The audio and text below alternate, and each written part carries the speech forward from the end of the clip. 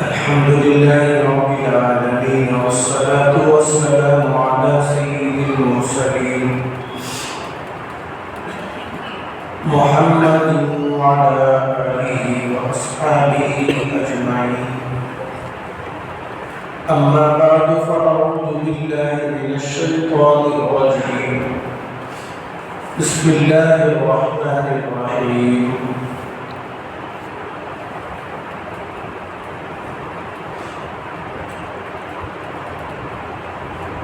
يا أيها الذين آمنوا كتب عليكم الصيام كما كتب على الذين من قبلكم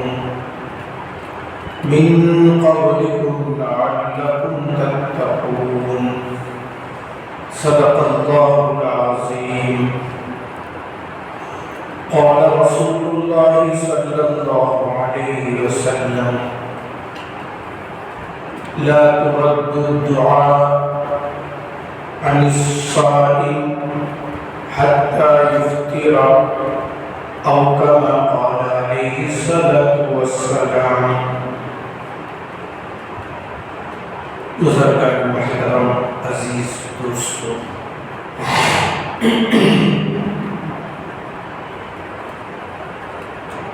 رمضان المبارک کا مبارک مہینہ قریب آنے والا ہے. انشاءاللہ آئندہ جمعہ ہم روزے کی حالت میں ہوں گے.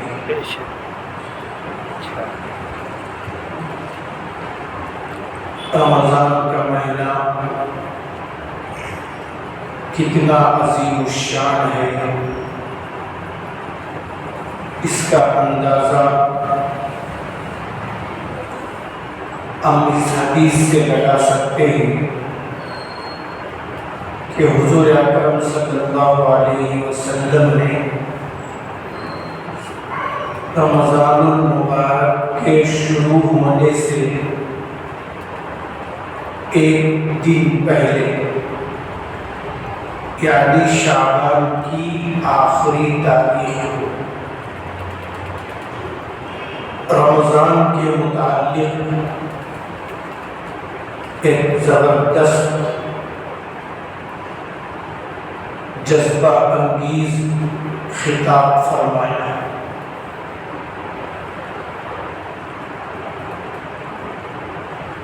صحابہ کو رمضان کے آنے پر ابھارا، رمضان کے دن اور رات کی فضیلت کو بیان فرمایا، اور فرمایا خوش نصیب ہے وہ انسان جس سے رمضان راضی ہو کر چلا جائے. سب سے بدبخت بدقسمت وہ مسلمان ہے جب رمضان اس سے جدا ہو تو انتہائی ناراضگی اور غصے کی حالت میں اس سے جدا ہو.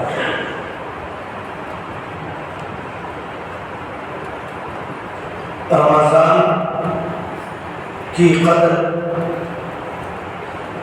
ہمارے اکابرین جانتے تھے.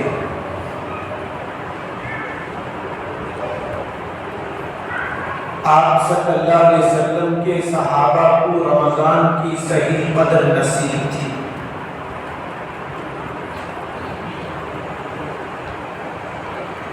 صحابہ کرام نے حضرت معاذ بن جبل رضی اللہ عنہ، بہت بڑے عالم صحابی تھے. صحابہ میں سب سے زیادہ علم جاننے والے معاذ بن جبل رضی اللہ عنہ تھے.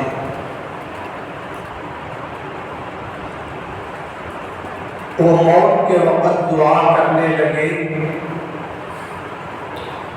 اے اللہ معاذ بن جبل کو زندگی کی خواہش تھی، اس لیے نہیں کہ دنیا بساؤں، اچھے اچھے کھانے کھاؤں،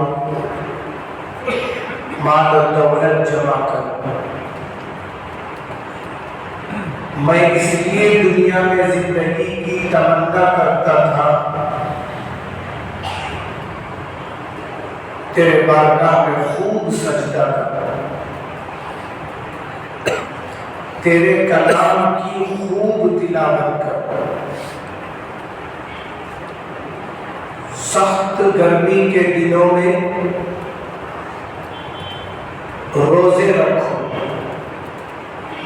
اور روزے میں بھوک اور پیاس کو برداشت کرو۔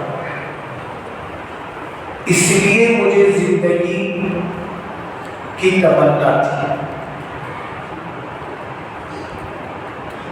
نہ کہ دنیا کی ہوس اور خواہشات کے لیے۔ صحابہ رضی اللہ عنہم کے بارے میں آتا ہے وہ جنگ کے میدان میں بھی روزے کا اہتمام کرتے تھے۔ جنگ یمامہ جو تاریخ کی سب سے بڑی خطرناک جنگ کہلاتی ہے، جس میں سووں صحابہ رضی اللہ عنہم شہید ہوئے،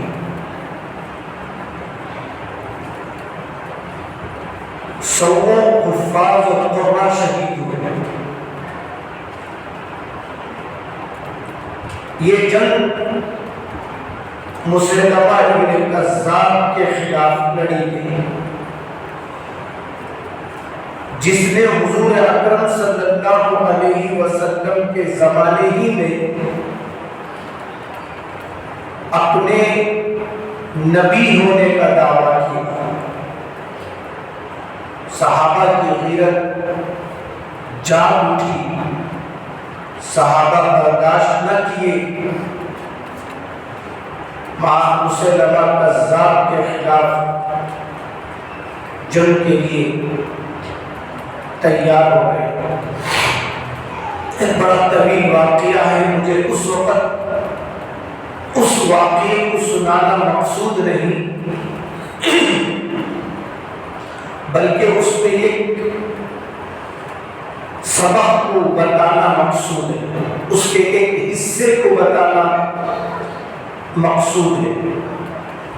وہ یہ کہ اس وقت اسلام کا جھنڈا زید بن خطاب رضی اللہ عنہ کے ہاتھ میں تھا۔ جب وہ شہید ہو گئے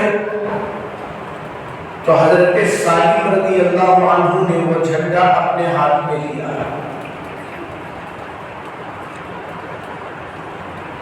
جب یہ زخمی ہو گئے تو کوئی اسلام کے جھنڈے کو گرتا ہوا نہیں دیکھ سکتے تھے۔ حبیب ابن زید رضی اللہ عنہ نے اس جھنڈے کو تھام لیا تو حضرت سالم رضی اللہ عنہ جنہوں نے جھنڈے کو دوسری مرتبہ تھاما تھا، حضرت زید بن خطاب کے ہاتھ سے وہ جھنڈا لیا تھا، تو اس وقت سخت گرمی تھی، سخت گرمی میں یہ جنگ لڑی گئی۔ میرے لیے کہنا آسان ہے، آپ کے لیے سننا آسان ہے۔ کروڑوں رحمتیں نازل ہوں ان حضرات صحابہ رضی اللہ عنہ کے نفوس و قدوس پر، جنہوں نے اپنی جان کی تکلیفوں کی پرواہ نہیں کی۔ سالم بن زید رضی اللہ عنہ سخت دھوپ میں تڑپ رہے،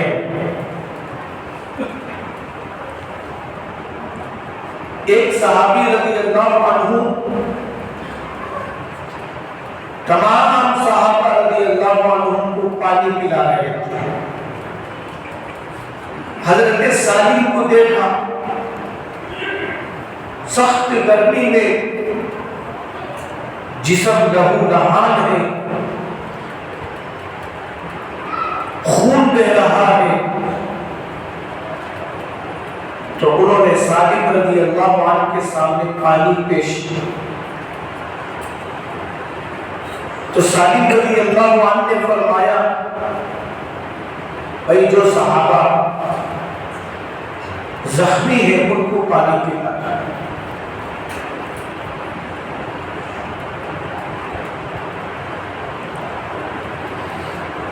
میں اس وقت روزے سے ہوں. کیا فرمایا؟ سخت گرمی میں جسم ایک جگہ کے کئی جگہ سے لہو لہان ہے, ریت اور پتھروں پر پڑے ہوئے ہیں, روزہ توڑنے کے لیے تیار ہے. فرمایا اگر افطار تک زندہ رہوں گا تو آپ اس پانی کو میرے پیالے میں ڈال دو, میں اس پانی سے افطار کر دوں گا. اگر افطار سے پہلے میری جان نکل جائے تو میں جنت میں رب کے دسترخوان پر افطار کروں گا. آج ہم معمولی بیماروں کا بہانہ بنا کر روزوں کو چھوڑ دیتے ہیں. ایک صحابہ تھے جنہوں نے جنگ کی حالت میں, زخمی حالت میں, بھوک و پیاس کی حالت میں, ریتیلی میدان میں روزوں کو نہیں چھوڑا. بعض لوگ عمر کا بہانہ بناتے ہیں, چاہ شوگر نہ روزہ رکھنے کو. یقیناً عذر ہے تو اللہ کی طرف سے روزہ چھوڑنے کی اجازت ہے, لیکن ڈر کی وجہ سے, نفس کی خواہش کی وجہ سے روزوں کو چھوڑنے والا بڑا گنہگار ہے. آپ ڈاکٹر کے سامنے بولتے مجھے بھوک لگتی ہے, تھوڑی جھڑک میں کھانا پڑتا ہے. ڈاکٹر کیا بولے گا؟ آپ کی جان بچانے کے لیے کیا کرے گا؟ جیسے سوال ہوگے ویسے وہ جواب دے گا, جیسے اصول بیان کریں گے ویسے علماء مسئلہ بیان کریں گے. لیکن اصل میں آپ کا دل فیصلہ کرتا ہے کہ تو جھوٹ کہہ رہا ہے, اس میں زیادتی کر کے تو بیان کر رہا ہے. بہت سے شوگر پیشنٹ ہیں جن کے ایک روزے نہیں چھوٹتے, کیونکہ روزہ بیماری نہیں ہے, روزہ کو اللہ نے صحت کا ذریعہ بنایا. شوگر والا روزہ رکھے گا انشاءاللہ اس کی شوگر کم ہوگی.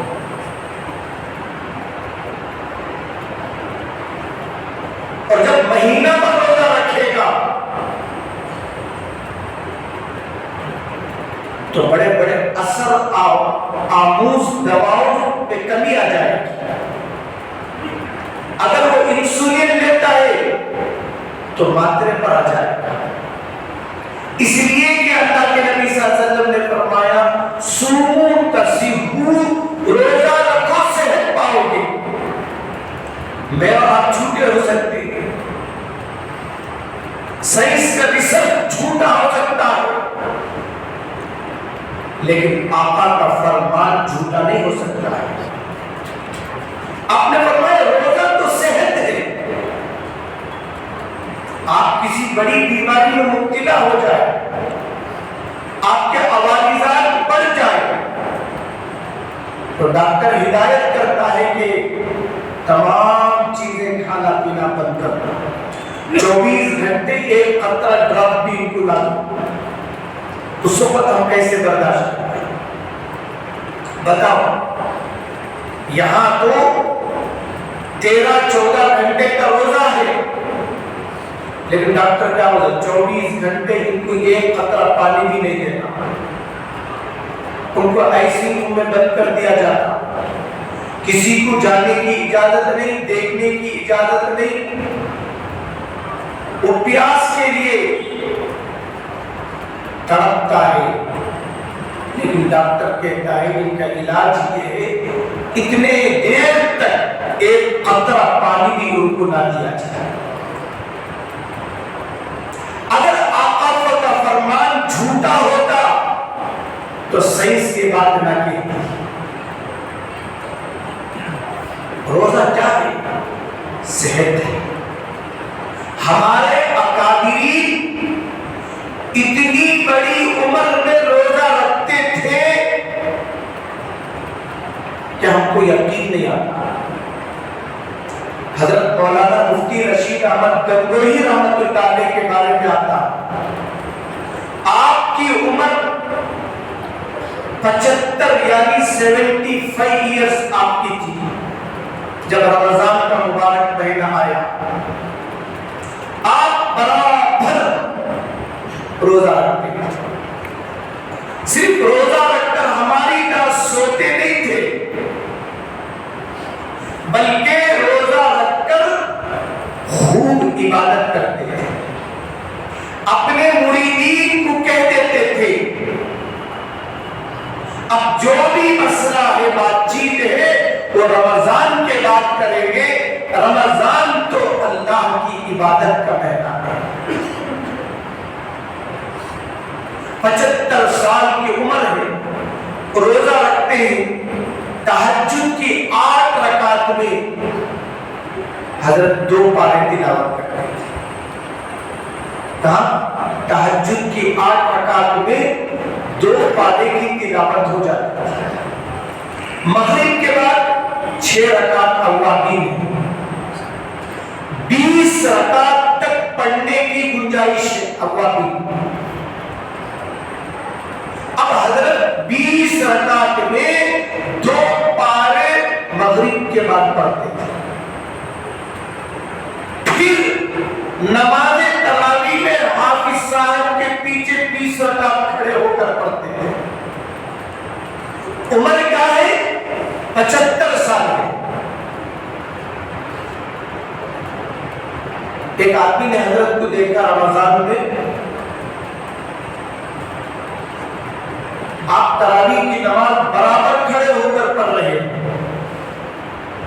ہماری طرح نہیں رکوع کا انتظار کریں یا ایک پیر سے 2 پیر دوسرے پیر سے پہلے پیر پھیرتے رہے، اس طرح نہیں تھا حضرت کی نماز۔ ان کی نمازوں میں دونوں پیر زمین پر جمے رہتے تھے،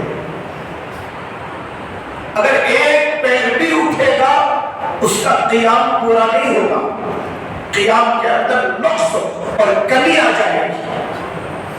بعض لوگ کرسی پر نماز پڑھتے ہیں تو پنجہ رکھ ڈلتے، ایڑی پیچھے اٹھا دیتے ہیں، نہیں، جب آپ معذور ہیں کرسی پر نماز پڑھتے ہیں پیر تو زمین پر رکھ سکتے ہیں، علماء فرماتے ہی پوری مضبوطی کے ساتھ اس پیر کو زمین پر رکھا جائے۔ تو حضرت سے کسی نے کہا کہ حضرت 20 رکعت نماز ہے، آپ بیٹھ کر قیام، بیٹھ کر نماز پڑھتے ہیں۔ تو حضرت نے فرمایا پتہ نہیں آئندہ رمضان میں رہوں گا نہ رہوں گا، یہ میری تھوڑی مشقت حشر کے میدان میں کھڑے ہونے سے بچانے کی۔ کیا خوف تھا ان اکابرین میں، کتنا نماز تراویح کا اہتمام تھا۔ عمر 75 سال ہے، فرض نہیں بلکہ سنت نماز بھی بیٹھ کر پڑھنا گوارا ہے۔ یہ تھے ہمارے اکابرین جن کے دلوں میں رمضان کا احترام تھا۔ نماز تہجد میں اس عمر میں 2 پارے، اوابین میں 2 پارے، پھر نماز تراویح کی 20 رکعت پورے کھڑے ہو کر پڑھنا۔ اب بتاؤ ہمارا عذر اللہ قبول فرمائیں گے؟ ہماری عذریں بھی کوئی اللہ کے نزدیک عذر شمار کی جائے گی؟ نہیں، ہم رب کی مرضی پر نہیں چلتے ہیں، ہم تو نفس کی مرضی پر چلتے ہیں۔ ہمارا پورا رمضان صرف کھانے پینے کے لیے۔ دیکھو رمضان کی تیاری کا نام آتے ہی ہمارے ذہن میں سودے ذہن میں آتے ہیں، گوشت قیمہ ذہن میں آتا، بڑے گنجی ذہن میں آتا۔ رمضان کا نام سنتے ہی نہ کسی کو تراویح کی یاد آتی، نہ روزے کی یاد آتی، نہ قرآن کی یاد آتی، نہ ذکر یاد آتا، نہ دعا یاد آتی، کیونکہ ہم نے رمضان کے مہینے کو کھانے پینے کا مہینہ بنا دیا، اور پورا سال اتنا نہیں کھاتے جتنا کہ رمضان میں ہم لوگ کھاتے ہیں، اور پھر آخری عشرہ تو کپڑوں کے پیچھے پڑ جاتے ہیں۔ حالانکہ ایک عشرے کی اللہ کے نبی نے کیا قیمت بتائی، کسی امت کو یہ رمضان کا مہینہ نہیں ملا۔ خوش نصیب ہے اللہ نے ہم جیسے گنہگاروں کے لیے یہ مہینہ عطا کیا، اور نام بھی کیا ہوتا، فرمایا اولہ رحمت، رمضان کا پہلا عشرہ رحمت ہے۔ تھوڑی نیکی کرو گے اللہ کی رحمت آ جائے گی، کسی امت کو یہ شرف نہیں ہے۔ وَأَوْسَطُهُ مَغْفِرَةٌ، فرمایا چھوٹا عمل رمضان میں کرو گے اللہ کو راضی کرنے کے لیے اللہ مغفرت کے فیصلے فرماتا ہے۔ فرمایا وَآخِرُهُ عِتْقٌ مِّنَ النَّارِ، رمضان کا آخری عشرہ ایسا ہے تھوڑی تھوڑی نیکیوں پر تمہارے گردن جہنم سے آزاد کر دیے جائے گا۔ تو بزرگوں دوستو، 2-3 دن باقی رہ گئے، اسی عشرے میں رمضان کی وہ مبارک ساعتیں آنے والی ہیں، اس کی قدر کرو، روزہ رکھنے کا ارادہ کرو، روزہ رکھو، یہ فرض ہے، اس میں بہانے کی گنجائش نہیں ہے۔ روزہ بیمار بھی رکھنے کی کوشش کرے، ہاں انتہائی حالت خراب ہو جائے تو پھر آپ کو روزہ چھوڑنے کی اجازت ہے۔ شریعت کو اللہ نے آسان بنایا ہے، شریعت میں سختی نہیں ہے، تنگی نہیں ہے، تکلیف نہیں ہے، آپ روزہ رکھ لو، انتہائی حالت خراب ہو جائے اللہ جانتا ہے پھر آپ کو روزے کھولنے کی گنجائش ہے۔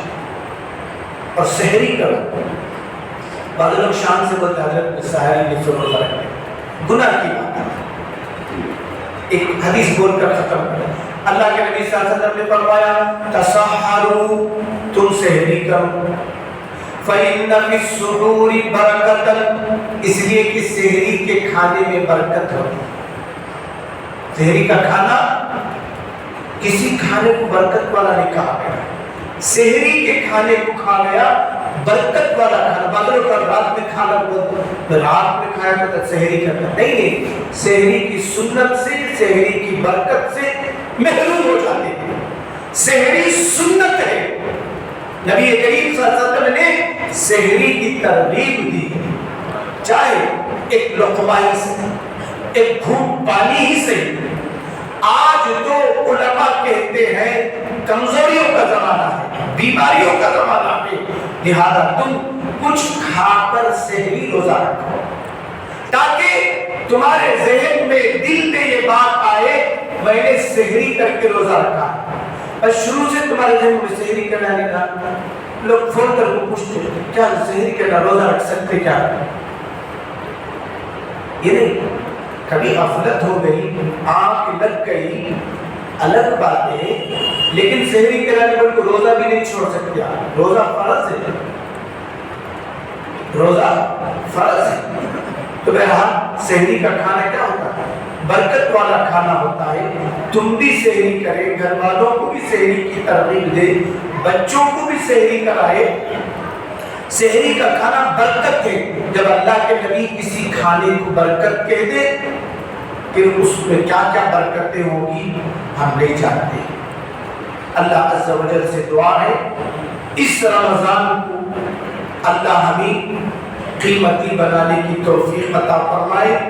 ہر قسم کے گناہوں سے اللہ ہمیں اس رمضان میں پاک فرما دے، اور جو کچھ تمہارے صدقات خیرات ہیں رمضان سے پہلے ہی سے اس کی ادائیگی کی ایک ترتیب دے دے. اللہ عز و جل سننے کہنے سے زیادہ عمل کی قدر کی توفیق عطا فرمائے. وآخر دعواہم الحمدللہ.